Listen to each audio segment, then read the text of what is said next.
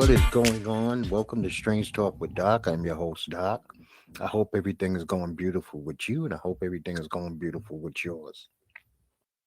Hey, let's find a lane that we belong in and ride in that lane until the wheels fall off. That doesn't mean that you shouldn't learn from other people from different lanes, but know your lane. The easiest person to be is yourself. You are unique. You're one of a kind, a limited edition. You pay when you move where you don't belong. So be careful of riding other people's boats, other people's streams, other people's rivers. Stay in the river in the lane. I'm not saying out of fear, but out of being smart, knowing what to do and what not to do. Because there, like I said, will be a price to pay. Are you willing to pay that price? Because you're either living a lie or you're living the truth. People like to say that real recognize real, but real also recognize fake. So it's best that you master the craft that you have been blessed with. You might have a craft that will take you to the heights of life that you need to be on, but you want to be gangster, and that's not your path. A gangster's born, they're not made. A thug is kind of born through circumstances. They're not just made. They don't just pop up one day and you're a tough guy. So if you have the skills to do computers, you dance, you make music, you sing, you write, you act, there's no shame in that. Your skill might be just being able to maintain a 9 to 5. That's your lane. You're good in that lane. Stay in that lane. That's what you were born to do. Play your game, the hand you were dealt. Don't live somebody else's life because once again, there's going to be danger ahead. Are you willing to pay the price sitting behind bars, losing family members, being involved with dastardly shit that your heart's not made to handle? See, some people have the shoulders and the back that can carry certain weights, and you have to figure out what weight you can carry on your back, what weight you could put on your shoulders, and if it's not meant for you, it will drag you down like an anchor, and then you will live in what's called regret. All you have to do is find your lane. If you're the cool guy, be the cool guy. If you're the funny guy, be the funny guy. If you're the sharp dressing dude, be that dude. Don't be somebody else. Basically, that's all I wanted to say about that subject.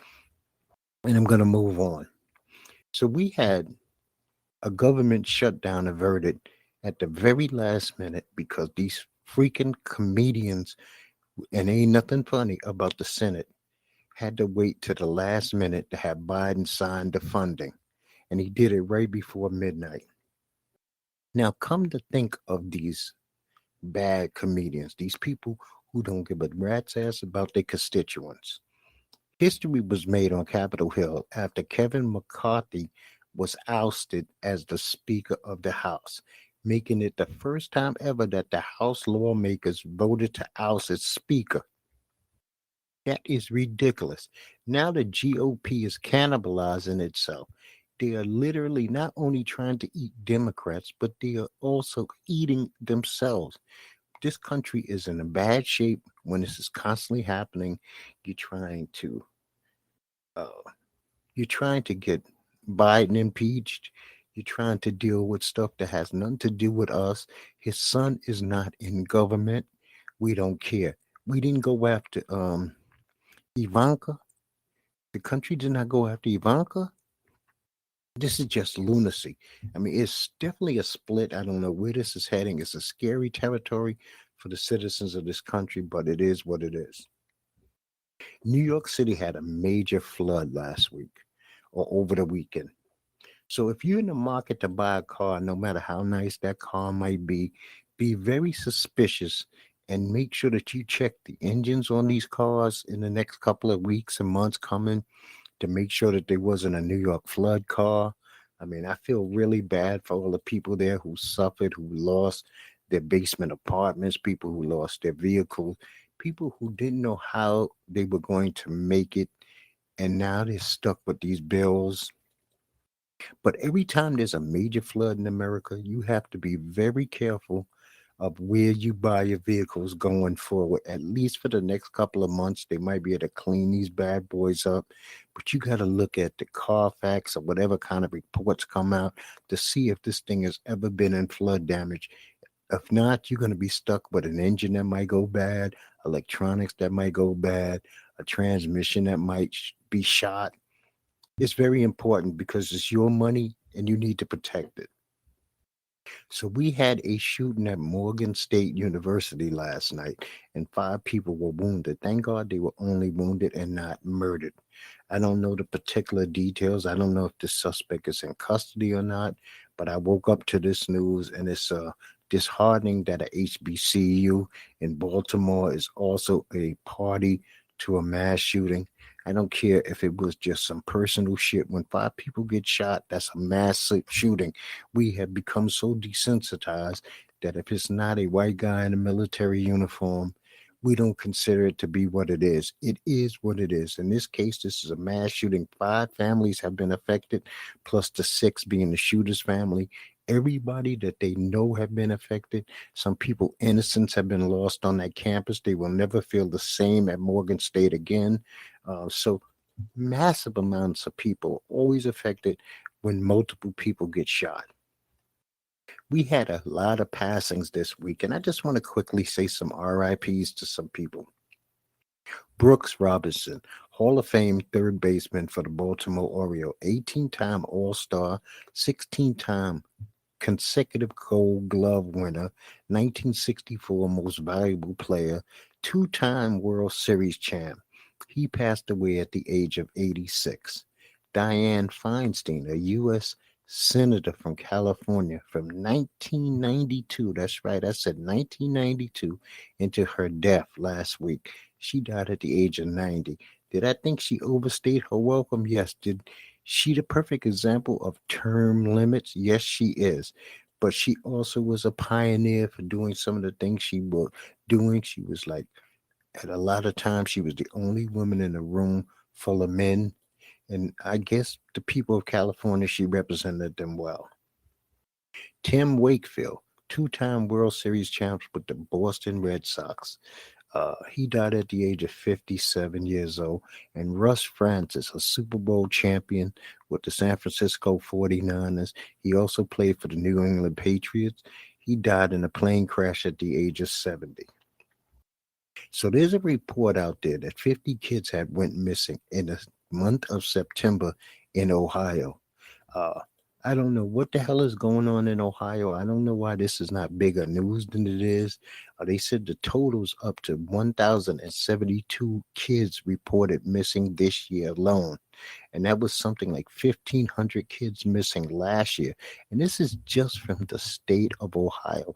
What is going on with these missing children, and why is this not a national story? Why aren't more YouTubers? Why aren't more bloggers? Where more podcasters talking about this? This is a huge deal. These are children. I mean, I don't even want to put in my mind what could be going on here because I don't like to think that negative. But just the fact that they're not where they're supposed to be. These are young people under the age of 17. And the only thing that I could do is pray for them and bring this to people's attention because this is a tragedy. This we don't hear Senate talk about it. We don't hear the president talk about it. We don't hear the Department of Justice talk about it. This is ridiculous. So last week, Dwayne Keefe D. Davis was arrested in the suspicion of Tupac Shakur's 1996 murder. So that means 27 years have passed since the murder of Tupac to the arrest of Keefe D.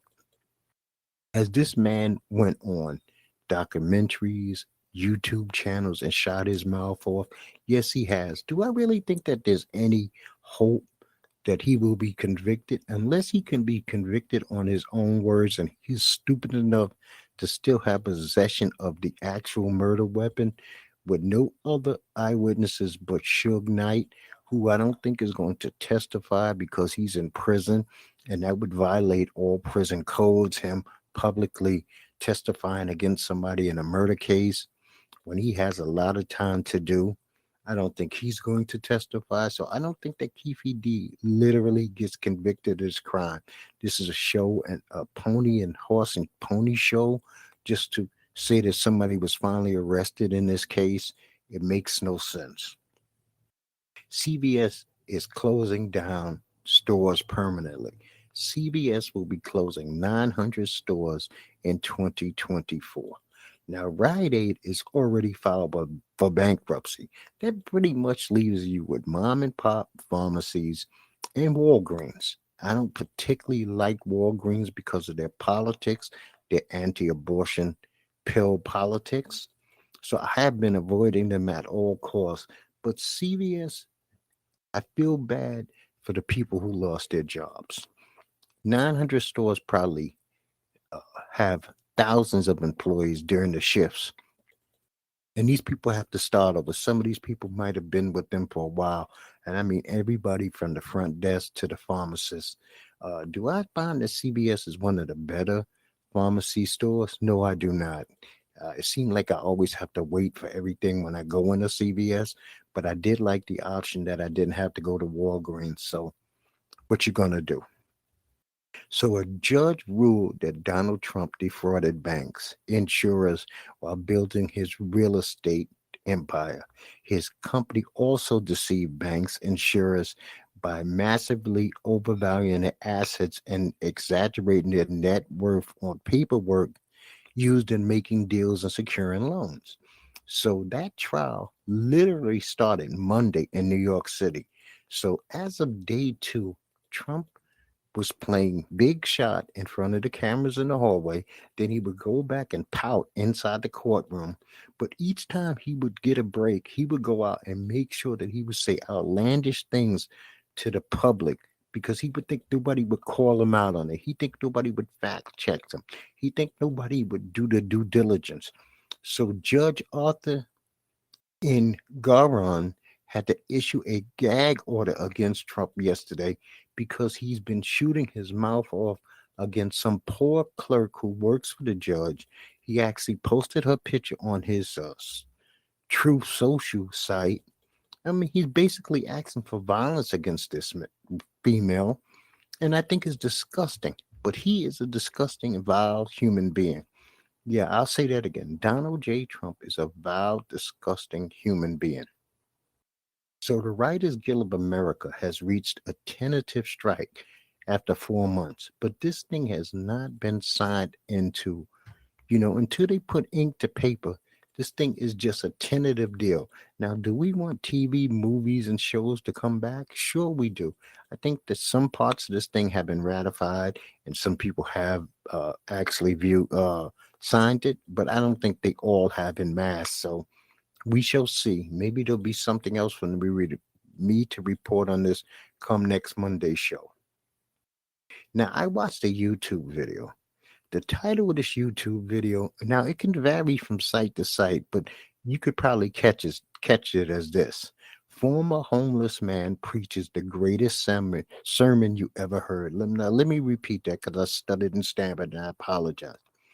Former homeless man preaches the greatest sermon you've ever heard. This sermon might have only been for 5 or 6 minutes, and it really wasn't a sermon. He was talking to another man in a car. I thought that he made some great points. I think this is a video well worth your time. There's a lot that can be taken from this. Do not treat this man as he's a theologian or somebody who's went to seminary school. This is a human being who seemed to be speaking sincerely from the heart about what he thinks of God and himself. And it was humbling to hear. It was humbling that even though he, like I said, he had some errors in there, this was a positive message that I think that people should take 2 or 3 minutes out of their lives. If you're going to watch some nonsense, you can watch something that edifies your mind, your body, and your soul. And this will do that. We've reached a point in this country where looting has become like almost all right. Personally, this is Doc from Strange Talk with Doc. Looting is bullshit, people. It is thievery. You're costing somebody money. You are taking their goods and giving them nothing in return. And that is basically the definition of robbery. Anger does not equate to I need Jordans. You do not take your anger out on somebody by saying I need your Apple iPhone. This is bullshit in cities and states and young people who get involved with this type of nonsense and then cry when they get arrested. That's weak, that's cowardice, and it's bullshit. You don't want to think people taking stuff from your mama. You don't want people running up in your house taking your things. So don't steal from anybody else. Right is right and wrong is wrong. When if we got to the point where right is not right and wrong is not wrong? This is bullshit. It's weak and I hate it. So Powerball within last Wednesday to today has went from 835 million to 925 million to 960 million to 1.04 million, and tonight's drawing is 1.2 billion dollars. Now, if you have the $2 that you can spare and you play this and you win, say you are blessed beyond belief and you win, don't just buy the most outlandish shit you could buy. Be a blessing to as many people as you can. I didn't say be a sucker. I didn't say be a fool. But you can afford to be a blessing to a lot of people who don't eat. You can afford to be a blessing to a lot of people who don't have shelter. You could be a blessing to a lot of people who cannot afford health care. And I hope that you keep that in mind. I'm not asking you to give me a dime. I'm just saying be a blessing to the world with this kind of blessing if you receive it. And good luck to you. So I brought some cookies from Walmart called Twist and Shout cookies. They're like a fake version of Oreos, and they might be the shittiest fake version of Oreos there are. I cannot give these cookies a thumbs up. Please stay away from Twist and Shout Walmart cookies. They are horrible. I thought I'd had some real good store off-brand Walmart cookies before, Oreo brand cookies before, and most of them for the most part have been pretty good. But these were the worst, man. I really think they sucked. So I watched a little bit of TV. I watched The Irrational with Jesse L. Martin. The first two episodes. I think the show is pretty good. So far, I have that in my winning category of shows I'm going to stick with and see how it goes. So I definitely give that a thumbs up. American Horror Story came back. And the first two episodes of American Horror Story stink beyond belief. I cannot even believe how bad they were. So I give them a big thumbs down. I watched Inside the World's Toughest Prisons. And this was a very good, it's only 4 parts, but all 4 prisons were so different. You got a different story from each one of them. There's only 45 minutes per episode, so they were well worth watching. I would say I give that a thumbs up. I also watched a documentary called 72 Seconds in Rittenhouse Square. Now, I don't know if you know where Rittenhouse Square is. It's a park in Philadelphia, Center City, one of the nicest parts of Philadelphia. Uh, this is where the good food is. This is where the good vibe is. It would be like their version of the Village meets Wall Street or whatever. I actually like Rittenhouse Square a lot. Every time that I go to Philadelphia, this is the area that I would stay in. I can go get cigars. I can go get food. When I drank, there was bars there. So I enjoyed the place. But this was about a killing that happened in Rittenhouse Square area and the repercussions and ramifications of that killing in that area. I say watch it. It's only 3 parts. It's well worth your time. Family Guy returned, and in a twist, they had Meg have a baby. That's all I'm gonna say about that. It's Family Guy. Meg had a baby. It was kind of weird, but you know what? Meg's a mother in a way. So the NBA play in Major League Baseball playoffs have started. I don't have a pony in this horse race, so I don't really give a rat's ass as long as the Houston Astros don't win. My Yankees are not in. If you're interested in the playoffs and you just haven't been paying attention, you go look that up on your own. I'm not going to waste a lot of time with that. So Jade Cargill has signed with WWE. Jade is if you blow this you really screwed up. She has a unique look. She has a unique body. She already has charisma. She has some talent. I think that you could work on the other things because, as far as I could tell, she's athletic as hell. So there's so much that you could do with it. I say the WWE struck gold with this one because I didn't see this coming a year ago. I didn't even think that she was on their radar. But good for her and good for them. But you cannot drop the ball on this. You really cannot drop the ball. Now, the rated R superstar Adam Copeland, also known as Edge, has signed with AEW. Uh, do I think this is a good move? No, for several reasons. Okay, Edge, 25 years with the WWE, to sign with AEW, to say that he wants to finish his career with Christian Cage is bullshit. It shows a lack of loyalty. They stuck with this man when they didn't have to. They brought him, not just him back, but they brought his wife back, allowed them both to get paydays. They did what they could with him. Adam is an older gentleman now. His time has come and went. For AEW, he fits perfectly in. They got 50-year-olds, they got 60-year-olds, they got a shitload of guys over there who are over 45 and injured or coming off injury, and that includes Paige. So, you know what?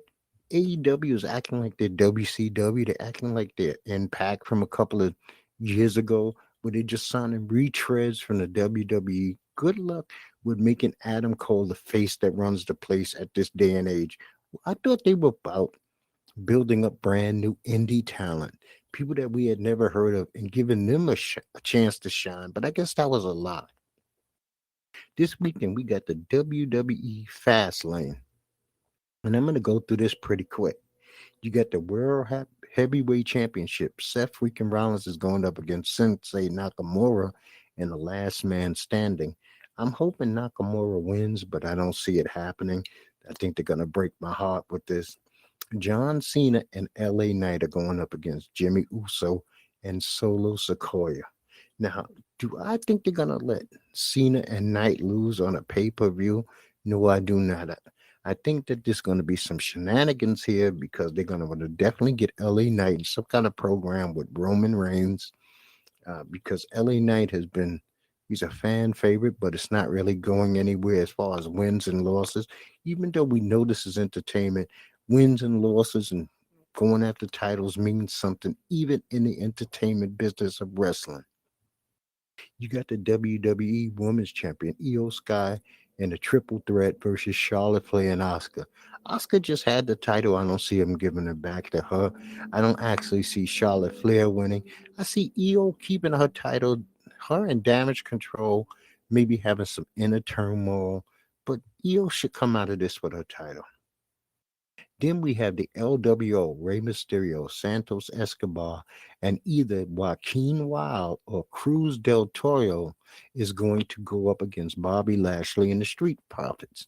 The Street Profits and Bobby Lashley have to win this match. First of all, they have to build the Street Profits as heels. It's time for them to do something really dastardly to either Ray Santos or somebody where they come off as credible heels, or this Bobby Lashley and the Street Profits things dies before it even gets heated up. This is not a lot of matches for a pay-per-view premium event, so I'm expecting all these matches to go on for quite a bit of time, maybe even some mic work in the ring. We'll see how it goes when I talk about this Monday after it airs. So the Ryder Cup passed this weekend, and the U.S. lost to Europe 16 and a half to 11 and a half. It was weird to me. Some guys on the U.S. team just did not gel or play well. Justin and Jason stunk. Banda Shuffley stunk.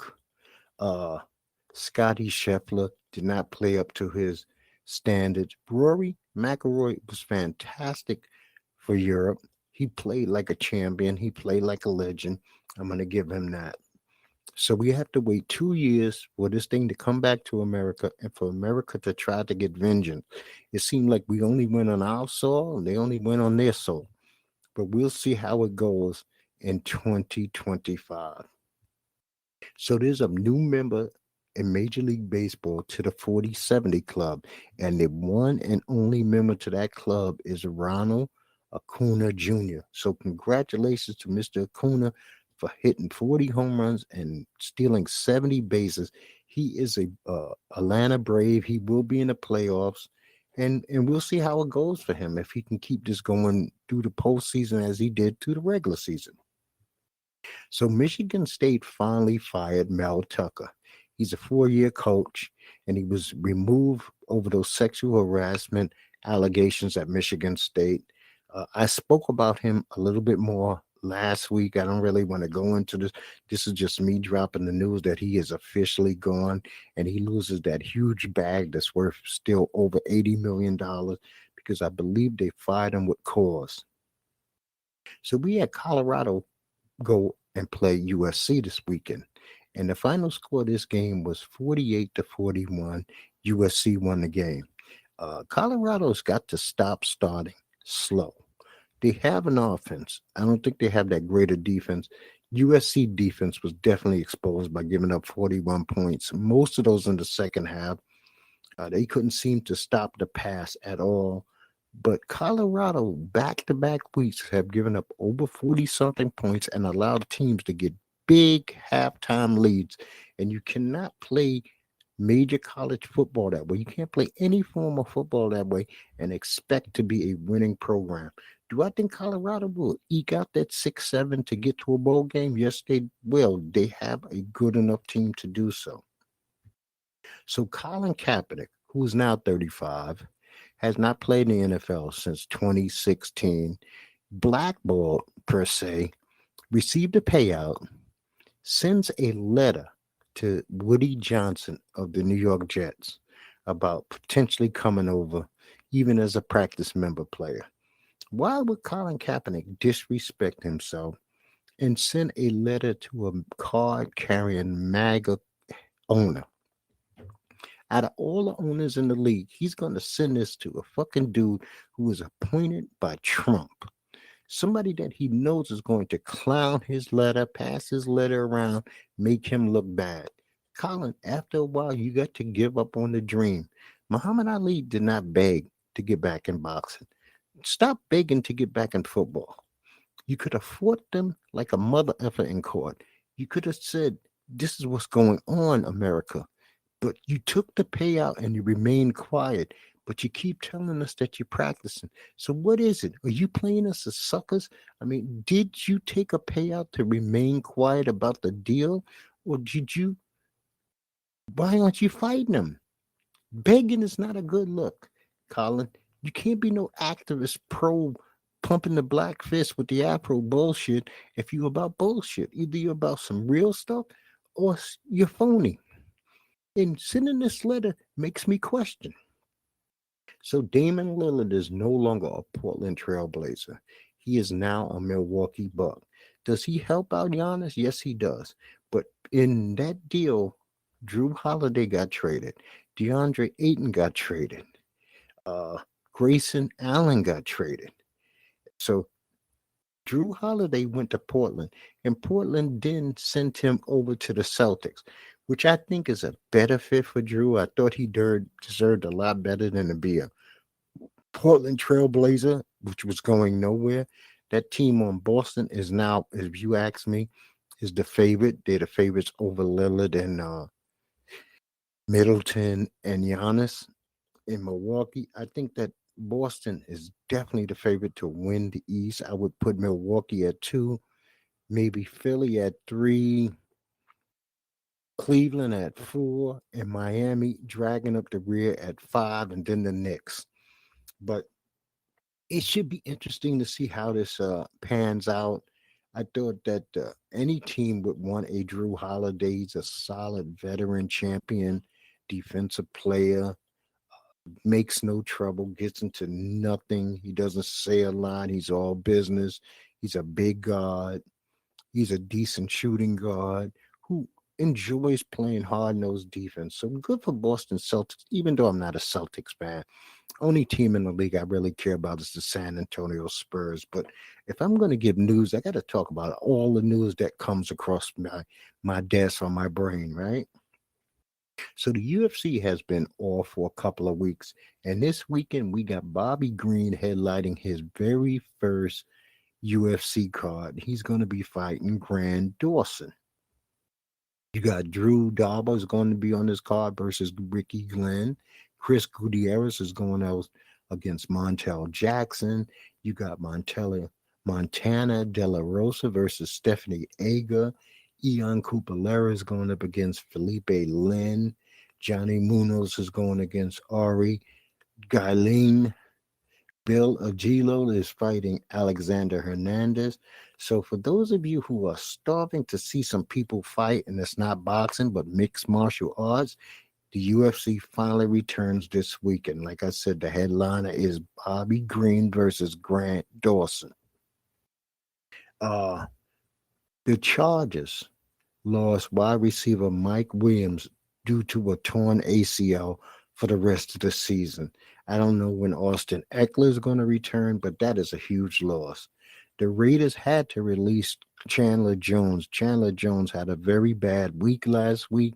I don't want to get into this man's personal stuff and his conduct on social media, the crying. You know what's out there. All you got to do is look up Chandler Jones. That's on you if you care.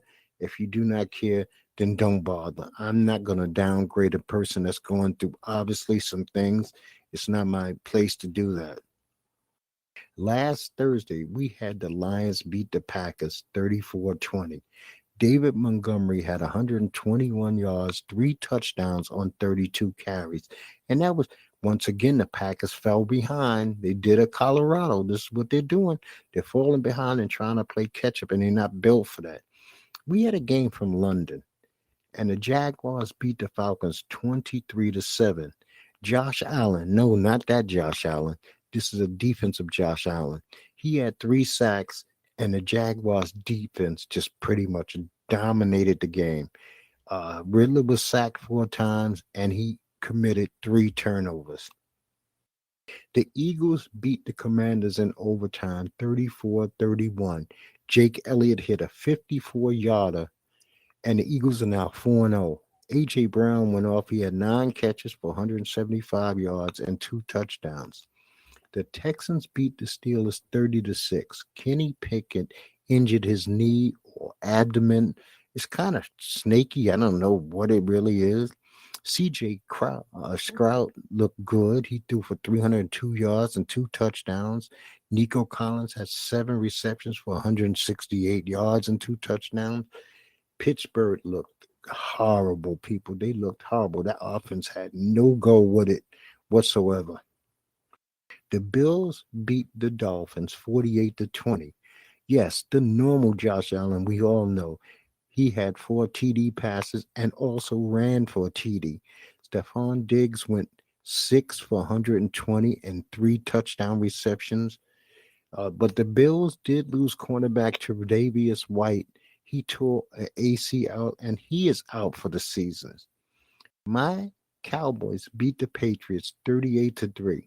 The Cowboys defense was outstanding. They forced 3 takeaways, 2 that went back for touchdowns. Van Der Edge had a fumble recovery for a touchdown, and there was an interception for a touchdown. And the Patriots looked horrible. They had to actually bench Matt Jones in the beginning of the fourth quarter. The Vikings beat the Panthers 21-13. Justin Jefferson had 2 touchdowns. G.J. Wanham had a 51-yard fumble recovery for a touchdown. The Broncos beat the Bears 31-28.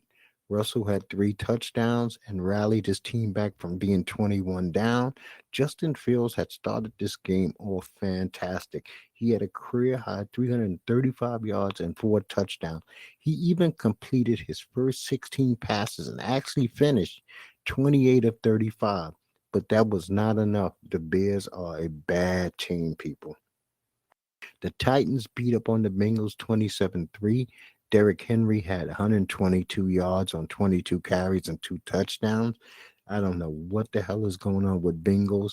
I think they should sit Joe Burrow for a while, let him recover. Obviously, something's wrong there because he's too good of a player for this offense to be so stagnant. This is a bad look. This is a bad look for ownership. It's a bad look for the coaches. This is a bad look for Joe not being able to take himself out and say, let me recover, people. I'll be back and I'll be back better. The Ravens beat the Browns 28-3. No Deshaun Watson in this game, but Lamar Jackson had 4 touchdowns. He had 2 rushing, 2 passing to Mark Andrews. The Browns look horrible without Deshaun Watson. There seems to be a little bit of drama going on in Cleveland with Deshaun. Did he sit because he wanted to, but he was cleared by the doctors? See, I don't like to get involved with shit like that. I really don't like to talk about stuff like that. I'm not in the room. You're hearing it from coaches and second parties. So I just have to mention it, but I can move on. I don't have to give any real truly insight of what I think of it. As I know more, I'll speak more. The Rams won 29-23, another overtime game. Puka Nakua caught 9 passes for 163 yards and his first career touchdown, which actually was the game winner in overtime. This dude now has more receptions, 39, and yards, 501, through the first 4 games of his career than any player in NFL history. I think it's shocking how good he's come out the gate, but Matthew Stafford seems to like to have one guy that he feeds to the point where the dude blows up like Jabba the Hutt. He did it with the other wide receiver was injured. I'm sorry, his name escapes me right now. Now the Buccaneers won against the Saints 26-9. Can you believe Baker Mayfield has the Tampa Bay Buccaneers with a 3-1 record? He actually threw for 3 touchdowns in this game. Derek Carr was a bum in this game. The Chargers beat the Raiders 24-17. Khalil Mack had 6 sacks. Justin Herbert had 3 touchdowns, 1 pass and 2 rushing. The 49ers beat the Cardinals 35-16. Christian McCaffrey, 4 touchdowns, 3 rushing, 1 receiving. He broke Jerry Rice's franchise record for scoring a touchdown in 13 straight games. And Brock Purdy is undefeated in the regular season. And this is the 14th straight win for the San Francisco 49ers. The Jets played the Chiefs in game 2 of the Taylor Swift series, and they won this game 23-20. Zach Wilson, who everybody all of a sudden is anointing some great quarterback, he went 28 for 39 for 245 yards and 2 touchdowns. These are all career best numbers for a quarterback who's in his 3rd season. This makes no sense that people are raving over a guy who threw for 2 touchdowns and 245 yards and still lost the game. But they had started this game down 17 points, which they gave up in the first 3 possessions to KC, and they were never able to get back in it. Monday's game, the Seahawks demolished the Giants 24-3. They had a franchise time record 11 sacks. They sacked Daniel Jones a grand total of 10 times. No quarterback should take a beating like that. Now let's quickly go over the games coming up this week. We got Chicago going into Washington on Thursday. I got Washington winning this game. Jacksonville is going into Buffalo. Well, not really. It's in London. It's a 9:30 a.m. game on the NFL channel, but Buffalo's the home team, and it really doesn't make a difference. Buffalo is going to beat Jacksonville. I think they got their swagger back. The Texans are going into Atlanta. I like Houston in this game. Carolina is going into Detroit. Detroit's going to demolish Carolina. They have no offense. The Titans are going to play Indianapolis. Anthony Richardson is a keeper. This kid is a winner. I like his style. I like his size. I think that he will only improve. Tennessee has No offense other than Derrick Henry. So, well, DeAndre Hopkins really is not hitting it right now. I'm going to go with the Colts to win at home. The poor New York Giants are catching up and going to Miami against an angry, angry Miami team. Miami might throw 50 on them. So, that means I got Miami. The Saints are going into New England. The Saints really stink, but at least they have Derek Carr. New England basically has nothing but home field advantage and a decent defense. So I got to go with the Saints in this game. The Ravens are going into Pittsburgh. Pittsburgh's going to have probably a new quarterback out there. Baltimore, if they can't do nothing else, they can run the ball and play good defense. I got them winning this game. The Eagles are going to beat up on the Rams in LA. The Bengals are going to play Arizona. The Cardinals are a tough team. They give everybody a hard fight. I don't believe in Cincinnati right now. They just look disjointed. They look discombobulated. So I'm going to pick the Cardinals to win this. The Jets are going into Denver to play the Broncos. I'm going to take Denver. I don't believe in Zach Wilson. I mean, you're raving about 245 yards. He probably feels like he's arrived and won a Super Bowl. He's overhyped. And that's just the way they are. He's a bad quarterback, and I think Denver's got to take advantage of that. If Denver can't beat him, then they can't really beat anybody going forward. So I'm taking the Broncos. The Chiefs are going into Minnesota to play the Vikings. Uh, Kirk Cousins and Justin Jefferson will probably put on a stat clinic, but Kansas City is not losing to Minnesota. Kirk Cousins not beating Mahomes, so I'm picking KC in this game. My Cowboys played a Sunday night game, the biggest game so far of the season against the San Francisco 49ers. Like I stated earlier, Brock Purdy has not lost a regular season game, and San Francisco is on a 14-game winning streak. At some point in time, you have got to drop the ball. You have got to have a bad day. I am picking Dallas's defense to play tough, play hard, and Dak Prescott to actually have his best game of the season as they pull off an upset win in San Francisco. This is hugely needed because San Francisco has beat the Cowboys the last two times in the playoff, and the Cowboys need something, a just a jolt to the brain to know that they can beat this team. So this is a semi Super Bowl for the Cowboys, and they have to handle it like that. Monday night game, you got Green Bay going into Las Vegas to play the Raiders. Both these teams stink. Jimmy Garoppolo might not be playing, and if that's the case, I'm going to take the Green Bay Packers to beat the Raiders in Las Vegas.